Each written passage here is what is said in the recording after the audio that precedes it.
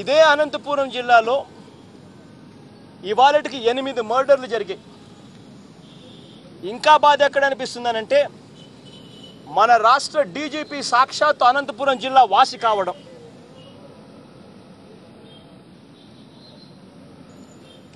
తెలుగుదేశం లీడర్లందరూ, తెలుగుదేశం ఎమ్మెల్యేలు లీడర్లందరూ కూడా డీజీపీని మామ అంటారు, చిన్నాన్న అంటారు, అన్న అంటారు, వాళ్ళు ఇళ్ళకి పోతారు. డీజీపీ వస్తే అనంతపురం జిల్లాలో పొద్దున బ్రేక్ఫాస్ట్ ఎక్కడ చేస్తారు అని అంటే మంత్రి గారి ఇంట్లో బ్రేక్ఫాస్ట్ చేస్తారు. 2 నెలల్లో డీజీపీ పోస్టులో 2 నెలల్లో రిటైర్మెంట్ కావాల్సిన వ్యక్తిని 2 సంవత్సరాల ఎక్స్టెన్షన్ ఇచ్చి డీజీపీని చేస్తారు. అదే అనంతపురం జిల్లాలో 8 మర్డర్లు జరుగుతాయి ఇతను వచ్చాక. సాక్షాత్తు చంద్రబాబు నాయుడు గారు దగ్గర ఉండి మర్డర్లు చేయిస్తున్నారు. డీజీపీని ఉపయోగించుకొని, పోలీసు యంత్రాంగాన్ని ఉపయోగించుకొని. ఎంతవరకు ఇది సమంజసమని అడుగుతా ఉన్నా, ఇది న్యాయమేనా అని అడుగుతా ఉన్నా నేను.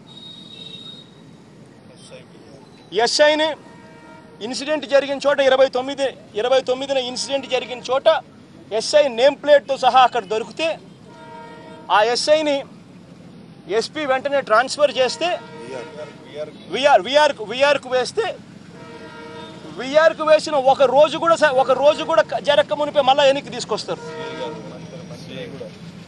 ఎస్ఐని సిఐని ఇద్దరిని.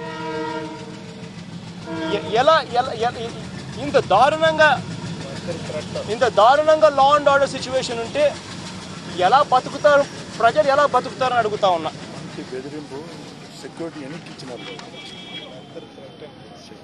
ఈ ఇన్సిడెంట్స్ అన్నిటి మీద,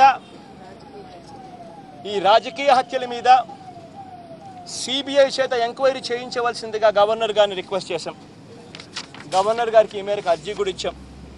సాక్షాత్తు ముఖ్యమంత్రి పదవిలో ఉన్న వ్యక్తి గవర్నమెంట్ ఆఫీసర్స్ను, గవర్నమెంట్ అధికారులను ఉపయోగించి మనుషులు లేకుండా చేసే కార్యక్రమం, మనుషులను ఎలిమినేట్ చేసే కార్యక్రమాలు చేయడం న్యాయం కాదు అని చెప్పి మరొకసారి సిబిఐ ఎంక్వైరీకి గట్టిగా డిమాండ్ చేస్తూ గవర్నర్ గారికి లేఖ కూడా ఇచ్చాం. చంద్రబాబు నాయుడు గారే ఉన్నప్పుడు ఇంకా అందరూ ఉండరు కదా, అందరూ ఉన్నారనే కదమ్మా దాని అర్థము. ఏకంగా చంద్రబాబు నాయుడు గారి దగ్గరుండి గవర్నమెంట్ ఆఫీసర్స్తో పనిచేయిస్తూ, గవర్నమెంట్ ఆఫీసర్స్తోనే మర్డర్లు చేయిస్తూ, గవర్నమెంట్ ఆఫీసులనే మర్డర్ స్థలాలుగా వాడుకుంటూ ఉంటే ఇంకా తర్వాత ఇంక అందరూ ఉన్నారనే కదా దాని అర్థం.